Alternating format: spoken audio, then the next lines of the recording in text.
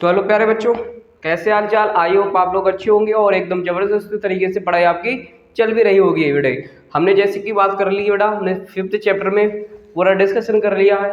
5th chapter का जितना भी था स्व प्रेरणा अन्वयन प्रेरणा के बारे में ये सारी बातें हमने डिस्कशन कर ली है चैप्टर के अंदर। आज बेटा हम पढ़ने वाले हैं 6th चैप्टर। ठीक है, 5th चैप्टर हमारा निपट गया। 6th चैप्टर में आज पढ़ने वाले हैं। 6th चैप्टर का नाम क्या है? सबसे पहले प्रत्यावर्ती धारा इसका नाम है। बेटा ये वाला जो चैप्टर है वो मोस्ट इंपोर्टेंट चैप्टरों में से एक होता है। यहाँ से भी 4 से 5 लगभग 6 नंबर और यहाँ से ही न्यूमेरिकल बनने के पूरे चांस होते हैं। बेटा 6 नंबर का न्यूमेरिकल यहीं से पूछा जाता है। ठीक है, तो आई होप बात समझ में आई होगी। बेटा यहाँ का जो न्यूमेरिकल है वो बोर्ड में मिलता ही मिलता है आपको 6 नंबर का। उसके बाद और को थ्योरी मिलने के भी पूरे चांस होते हैं बेटे। तो 6 नंबर तो ये परमानेंट है, उसके बाद भी 1-2 नंबर का और यहाँ से मिल सकता है। लगभग 6 से 7 नंबर यहाँ से मिलने वाले हैं आपको। ठीक है, तो इस चैप्टर को आप अच्छे से पढ़ेंगे। ठीक है, तो मूव करते हैं बेटा इस पे। तो देखो चैप्टर का नाम लिखा हुआ प्रत्यावर्ती धारा, हम इसके बारे में पढ़ेंगे प्रत्यावर्ती धारा के बारे में। उससे पहले थोड़ा सा दिष्ट धारा क्या होती है उसके बारे में डिस्कशन कर लेते हैं। हेडिंग डाली मैंने दिष्ट धारा। दिष्ट धारा, दिष्ट धारा क्या होती है? जैसे मैंने एक ग्राफ लिया, इधर मैंने आई लिया और इधर मेरा टी है। ठीक है, तो बेटा इसमें क्या होगी, इसमें जो धारा चलती है वो इस तरीके से चलती है। मतलब क्या होता है, इसमें जो धारा चलती है वो एक ही दिशा में चलती है। इसमें समय के साथ परिवर्तन ना हो। इसमें क्या होता है, वह धारा, इसमें धारा जो है इसमें समय के साथ परिवर्तन नहीं हो रहा होता है। तो ऐसी धारा को क्या बोलते हैं? दिष्ट धारा कहते हैं। समझ आई मेरी बात को? दिष्ट धारा क्या होती है कि वह धारा जिसमें समय के साथ परिवर्तन ना हो वो दिष्ट धारा है। तो देखो इसमें ये मैंने जो ग्राफ बनाया तो इसमें जो धारा चल रही है बेटा वो एक ही दिशा में चल रही है। ठीक है, तो दिशा के साथ परिवर्तन नहीं हो रहा। परिवर्तन का मतलब इधर भी आती उधर भी जाती, नीचे ऊपर चलती, तो दिशा में परिवर्तन हो रहा है। समय के साथ दिशा में परिवर्तन ना हो, तो यहाँ पे ना हो रहा है बेटा, ना हो रहा है। बिल्कुल समझे मेरे लाडलो? हाँ, यहाँ पे नहीं हो रहा। तो ये ऐसी धारा जो कहलाएगी वो बेटा मेरे कहलाएगी दिष्ट धारा कहलाती है। समझ आ रही होगी आई होप बात। अब मैं वही बात कर लेता हूँ, प्रत्यावर्ती धारा क्या होती है। प्रत्यावर्ती धारा, प्रत्यावर्ती धारा।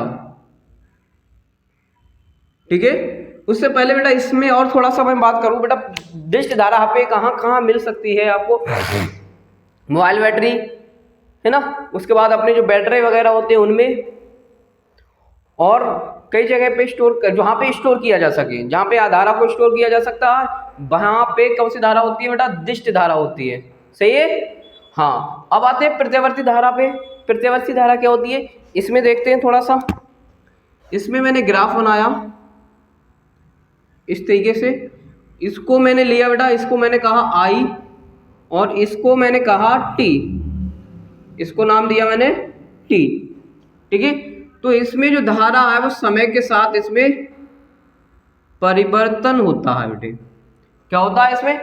समय के साथ परिवर्तन होता है। तो जिस धारा में समय के साथ परिवर्तन हो जाए बेटे, समझो मेरी बात को, जिस धारा में समय के साथ दिशा में भी परिवर्तन होता है वो धारा हमारी प्रत्यावर्ती धारा कहलाती है।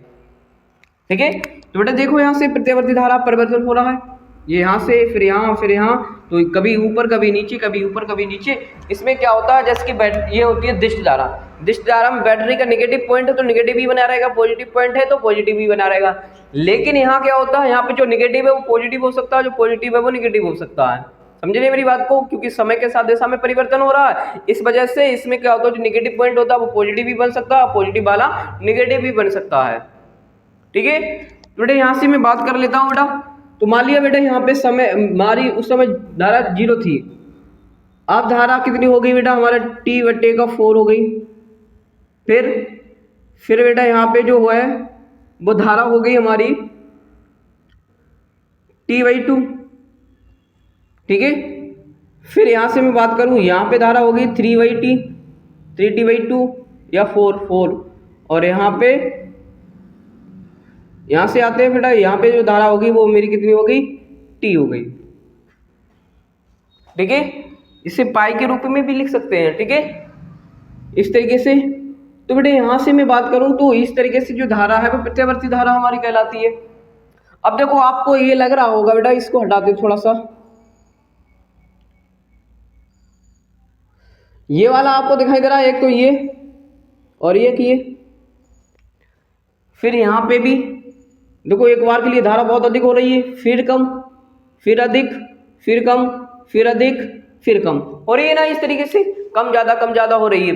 तो बेटा जहां पे प्रत्यावर्ती धारा का जहां पे सबसे अधिक होगी, प्रत्यावर्ती धारा जहां पे सबसे अधिक होती है उस पॉइंट को बोलते हैं धारा का शिखर मान। उस उतनी धारा को क्या बोलेंगे, जहां पे धारा सबसे अधिक दिखाई दे रही है वो धारा सबसे अधिक होती है कौन, प्रत्यावर्ती धारा की, तो उसी को बोलते हैं धारा का शिखर मान। जहां पे अधिकतम होगी भाई क्या कहलाता है, धारा का शिखर मान कहलाता है। तो प्रत्यावर्ती धारा के बारे में थोड़ा सा अगर मैं लिखना चाहूँ बेटे तो लिखूं, क्या लिखेंगे यहाँ पे, वह धारा जिसमें समय के साथ दिशा में परिवर्तन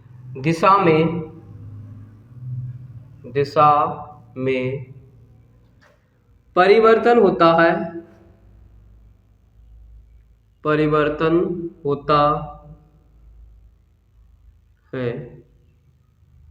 वह धारा जिसमें समय के साथ दिशा में परिवर्तन होता है क्या कहलाती है बेटा, हमारी प्रत्यावर्ती धारा कहलाती है।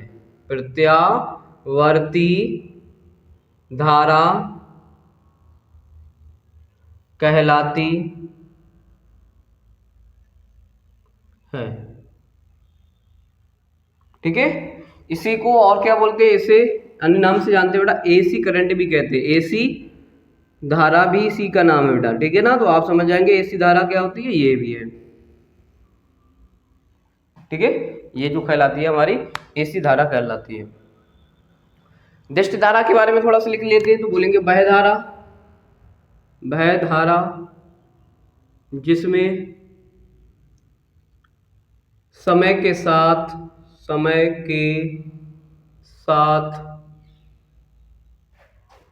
दिशा में परिवर्तन ना हो, दिशा में परिवर्तन ना होता है उसे क्या बोलते हैं बेटा, दिष्ट धारा कहते हैं, उसे दिष्ट धारा कहते हैं, उसे दिष्ट धारा कहते हैं, ठीक है। तो ये हमारी होगी दिष्ट धारा, ये प्रत्यावर्ती धारा के बारे में हो गया।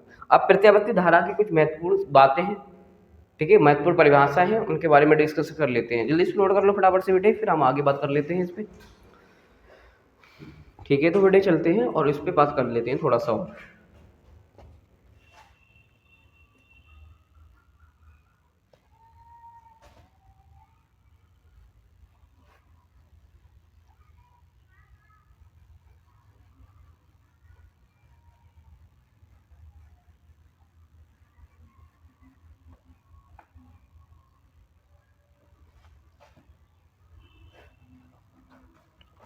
तो देखेंगे बेटे थोड़ा कुछ महत्वपूर्ण बातें हैं बेटे, उसके बारे में डिस्कशन कर लेते हैं।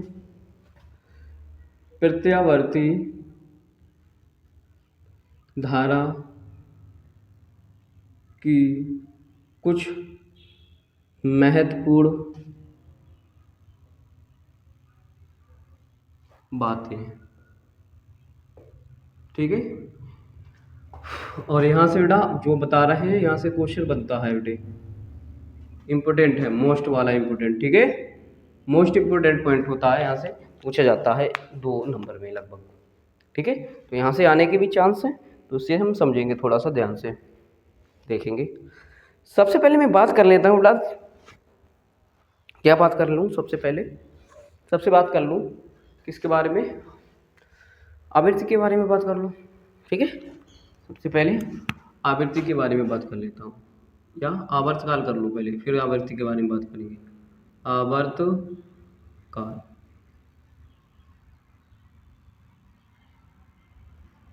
ठीक है। अब आवर्त काल के बारे में लिखने से पहले थोड़ा सा डायग्राम को समझ लेते हैं। ये मेरे पास I है और ये मेरे पास T है, ठीक है ना।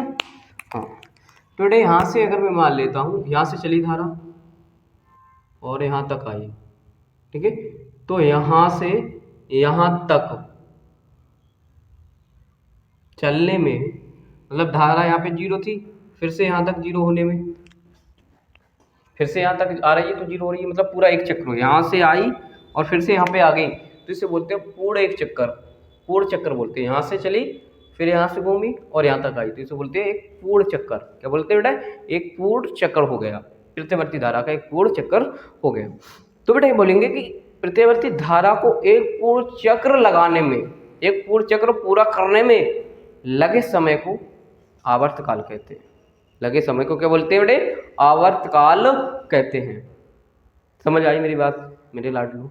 फिर से एक बार रिपीट कर देते हैं कि प्रत्यावर्ती धारा को एक पूर्ण चक्र करने में जितना भी समय लगता है उस समय को आवर्तकाल कहते हैं, ठीक। हाँ, तो बेटा लिखेंगे आवर्तकाल के बारे में। प्रत्यावर्ती धारा को एक पूर्ण चक्र करने में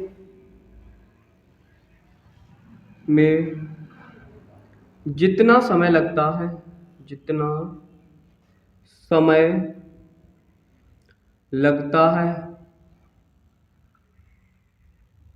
उसे क्या बोलते हैं बेटा? उसे आवर्तकाल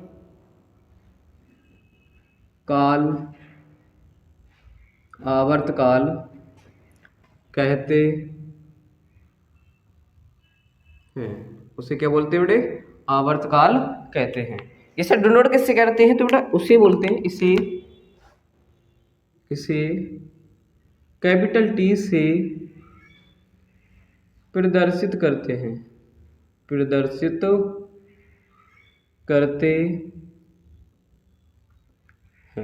इसे कैसे प्रदर्शित करते हैं? इसे T से प्रदर्शित करते हैं। तो बेटा यहाँ से फार्मूला बनता है T बराबर 2 पाई अपॉन का ओमेगा, ठीक है। तो फार्मूला क्या होता है इसका? T बराबर 2 पाई अपॉन का ओमेगा। ओमेगा यहाँ पे क्या होता है? कोणीय संवेग होता है, वो वाल्व डिस्कशन भी करा रहे होंगे हमको। अब आते हैं बेटा अगली हेडिंग की, मैं बात कर लेता हूँ थोड़ा सा। तो अगली हेडिंग क्या है मेरे पास? अगली हेडिंग डालेंगे आप आवृत्ति। क्या डालेंगे बेटा यहाँ पे? आवृत्ति।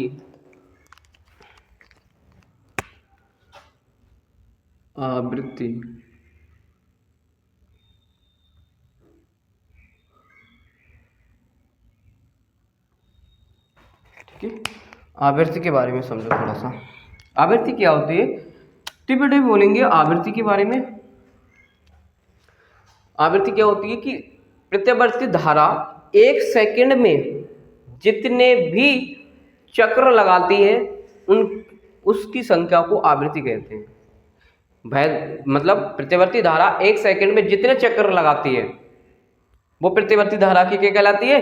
आवृत्ति कहलाती है, ठीक है। जैसे मैंने यहाँ पे लिया, इसको ही मैं थोड़ा सा मिटाल देता हूँ और समझाने की कोशिश करता हूँ।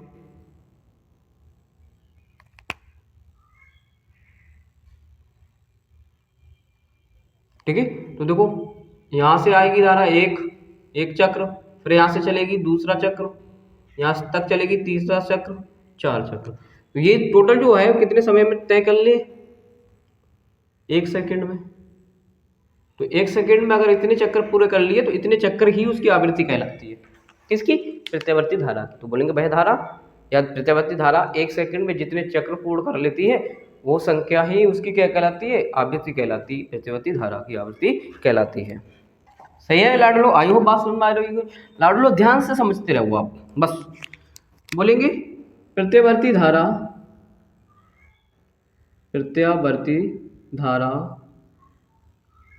1 सेकंड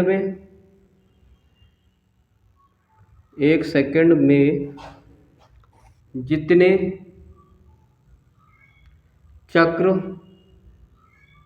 चक्कर लगा लेती है, जितने चक्र लगाती है उसे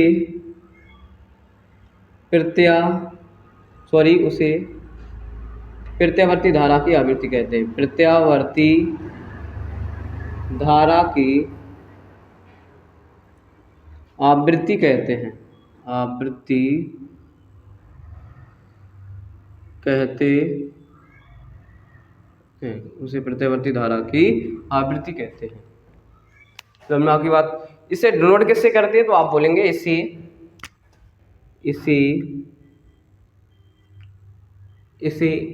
स्मॉल f से प्रदर्शित करते हैं। किससे करते हैं बेटे, f से प्रदर्शित, स्मॉल वाले f से, ध्यान रखना कौन से f से, स्मॉल वाले f से प्रदर्शित करते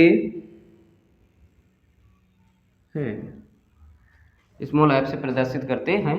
तो f बराबर क्या हो जाता है बेटा, यहाँ से 1/t, ठीक है, 1/t, और यहाँ से t की अगर मैं वैल्यू रखूँ तो t 2 पाई अपॉन का ओमेगा हो जाता है, और ये ओमेगा ऊपर जाता है तो बेटा बन जाता है f बराबर ω/2 पाई, और यही आवृत्ति होती है। इसका मात्रक क्या होता है, तो बेटा इसका मात्रक भी लिखो। आवृत्ति का मात्रक, आवृत्ति का मात्रक बेटा ध्यान रखना, इसका मात्रक जो है वो क्या कहलाता है, हार्ड जो होता है, क्या बोलेंगे, हार्ड जो होता है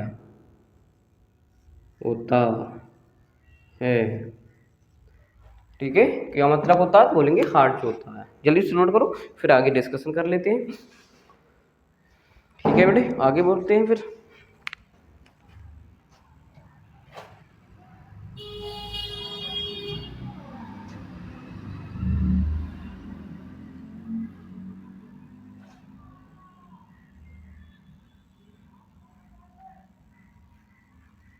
अब हेडिंग डालो, धारा का शिखर मान। धारा के शिखर मान में भी बात कर लेते हैं।